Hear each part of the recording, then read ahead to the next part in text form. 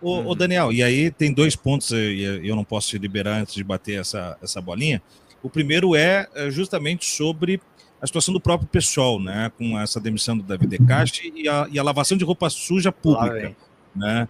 Então eu queria te ouvir, obviamente você tem um posicionamento já que se tornou público a respeito disso, mas queria te ouvir não só sobre, mas também se você pudesse atualizar dentro, né, daquilo que não expõe um partido, como é que fica a situação de momento após esse ambiente de tensão pública, né? Tem uma foto emblemática que outro dia também estava postada nas redes ali de uma ala do pessoal sentada, outra em pé, enfim, aquela coisa toda.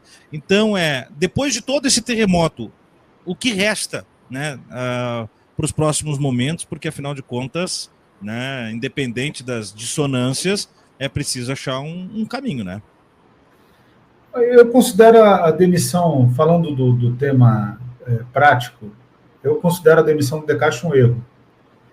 Considero a demissão do Decache um erro por um motivo simples. Um partido como o PSOL, ele exige um posicionamento que seja um posicionamento que faça, que pressione o governo, tensione o governo, para que o governo não embarque numa política econômica de interesse dos mercados neoliberal, como era o ataque ao BPC, e qualquer pessoa pode dizer o que for do Decache. Deixando bem claro, eu tive contato com o Decache outro dia, num canal, eu fui entrevistado no canal do Jones, o Decache estava na tela. Nunca tive contato pessoal com o Decache.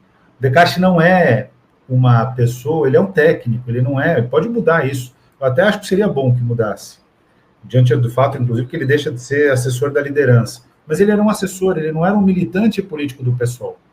Então, ele não participava das esferas de militância com a intensidade de uma liderança. E o papel do Decache, eu desafio quem for a dizer o contrário, foi fundamental, por exemplo, na proteção, na mínima proteção ao BPC, que foi que está em curso, porque o BPC está em risco. O Decache ele foi fundamental na anteposição necessária, no questionamento na Câmara dos Deputados ao pacote fiscal, que a gente só vai conseguir resolver na educação no Senado, porque todos os parlamentares, sem exceção, não tiveram capacidade de fazer enfrentamento na Câmara dos Deputados. Todos. Não estou falando só dos parlamentares do PSOL, do PT. A própria Tabata Amaral, que é uma defensora da agenda da educação, não atuou em defesa do Fundeb. E no Senado a gente consegue recuperar até 2030 40 bilhões de reais. Recuperar não, né? Deixar de perder. Então, uma figura como o Decache é importante. As outras alas do partido, com a estrutura parlamentar que elas têm, elas podem ter assessores que apontem outro caminho. E a divergência existe na maior bancada de centro-esquerda e esquerda do Brasil, que é do Partido dos Trabalhadores, que é o maior partido.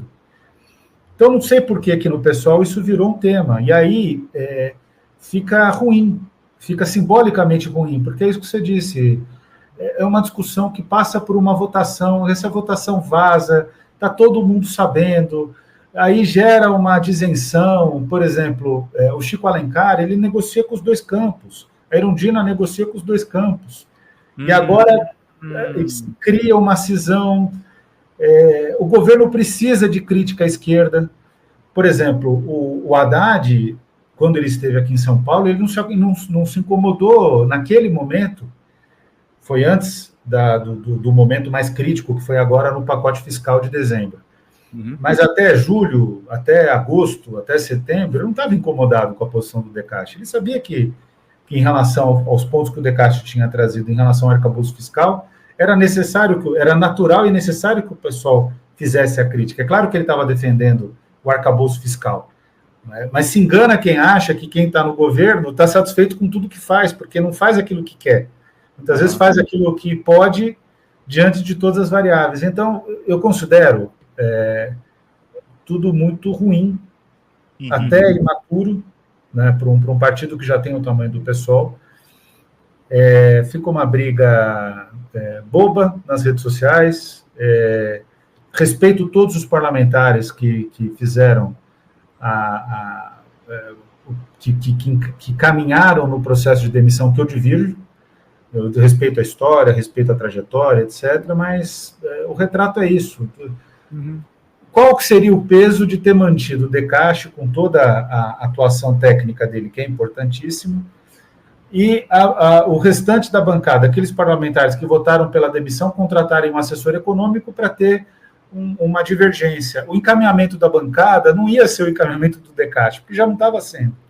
Uhum. Agora, dizer que ele não é importante é um equívoco, porque ele foi central em questões econômicas muito, muito relevantes. E, repito, não tenho relação nem pessoal nem política com o Decaixe. Então, eu sou muito para mim é muito confortável falar sobre esse tema.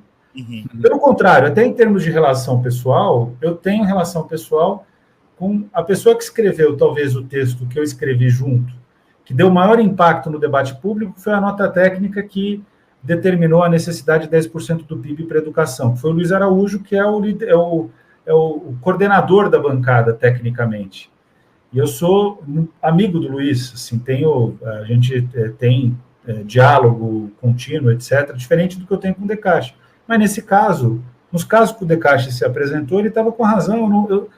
Eu não posso trair aquilo que eu leio tecnicamente, né? Então, eu acho que tudo isso podia ter sido resolvido de uma forma mais madura, interna ao partido, manter as contradições internas do PSOL, porque essa é a força e a fraqueza do PSOL, mas do jeito que ficou, só sobrou a fraqueza. Esse é o ponto, né?